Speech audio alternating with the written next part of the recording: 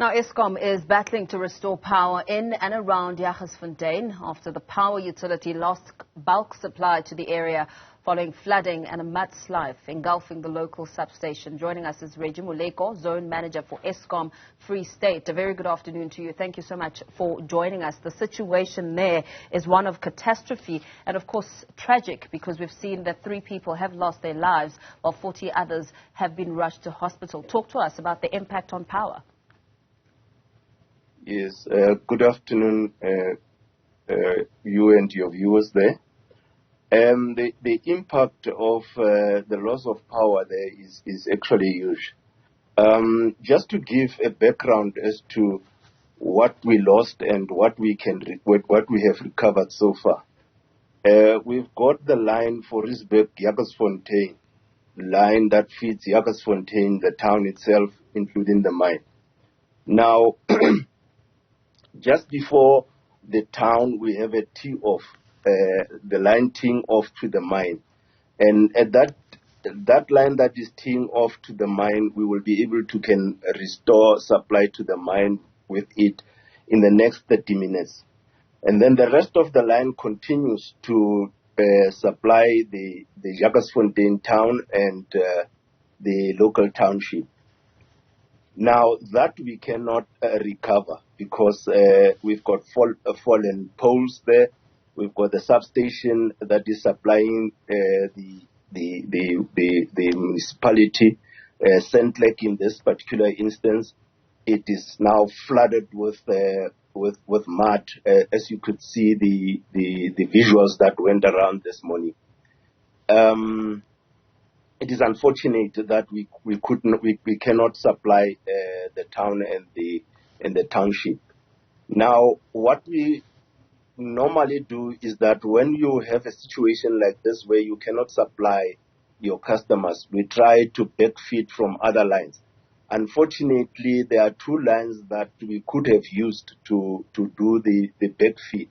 And the first one is your Forest Eskom line that supplies a pump point just next to the township and a sewage pump. And that one is the one that I consider very critical because of its nature. It's a pump point and it's sewage. But we cannot supply it now because we've got fallen poles on that line. And then the next line that we could have used is the Pompi Rootgale line. Also, we've got fallen poles there due to the impact of the mud that was gushing out of that fallen retainer wall. So basically what we are saying is that we've got a substation that is been devastated there, our Rootgale substation. I think some of you saw it in the news, that were flying around this morning. Yes. So basically what we are saying is that we are struggling to get a supply back to Jagersfontein town and Jagersfontein township. So in terms of looking to a plan, I mean, you've mentioned a few options that could have been used, and the poles falling and the mud, the impact of the mud preventing access. I suppose it makes it difficult at this stage to indicate when exactly electricity will be restored in those areas. Yes, the only one that I am definitely sure that we will be able to restore supply is the mine. That I've given you about 30 minutes. In 30 minutes' time, the mine will have its supply back. But the township and the town will take us time because we might have to rebuild the sub that is flooded there. And in terms of electrical lines and sockets, I mean, what are the fears around that, looking at people's lives and that live power is still active? Okay, no, that we were very quick to isolate this morning. We've isolated all dangerous or would be perceived dangerous points this morning. So in as far as isolation is concerned, we have done our job. We have isolated all points where we think that they might cause adverse effect on either human or animal. In terms of planning and logistics, How are you hoping? I mean, now you can't indicate when power will be restored, but in terms of drafting a plan, because this is an emergency situation, how are you going to be working and navigating around the logistics? Ma'am, we have already, dislodged our resources. We are busy planning, and hopefully by close of the day today, we would have a solid plan as to how we're going to deal with the disaster. You've mentioned... we have our disaster management in place, by the way, and they have just kicked in after we got the news this morning, just after 6.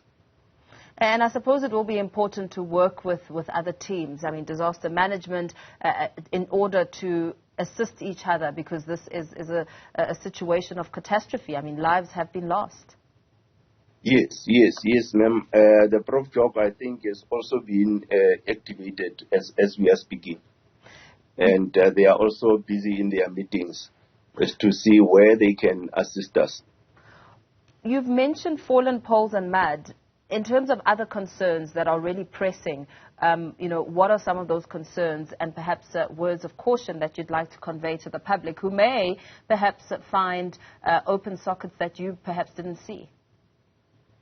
Yes, although the lines that are running there are actually radial lines, and it is very easy for us to isolate points like this, but we still maintain that our customers must treat all electrical power lines to be alive.